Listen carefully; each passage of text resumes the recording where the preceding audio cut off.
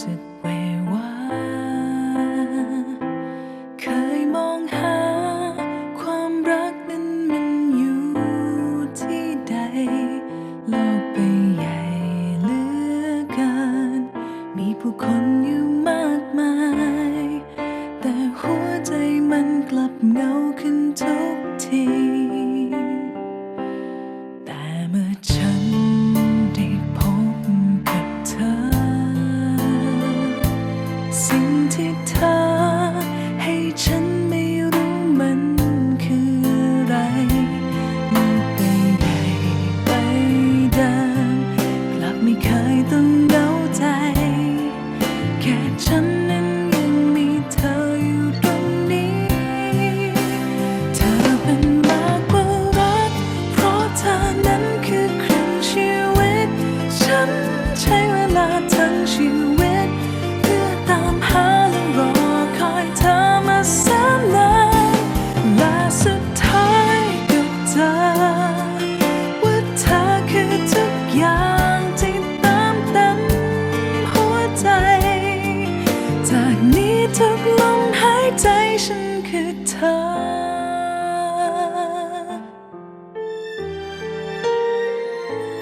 หากว่าเธอนั้นคือความรักก็เป็นรัก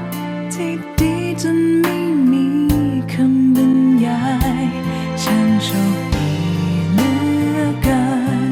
ที่มีเธอเดินข้างกายชีวิตมันได้เติมเต็มสิ่งที่ขาดหายเธอเป็นมากกว่ารักเพราะเธอนั้นคือครึ่งชีวิตฉันใช้เวลาทั้งชีวิตเพื่อตามหารอคอยเธอมาแสนนานและสุดท้ายก็เจอว่าเธอคือทุกอย่างที่เติมเต็มหัวใจ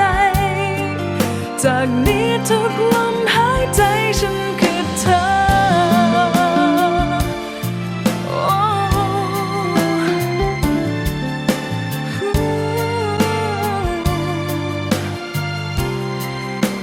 เธอเป็นมากกว่ารักเพราะเธอนั้นคือครึ่งชีวิตฉันใช้เวลาทั้งชีวิตเพื่อตามหาและรอคอยเธอมาแสนนานและสุดท้ายก็เจอว่าเธอคือทุกอย่างที่เติมเต็ม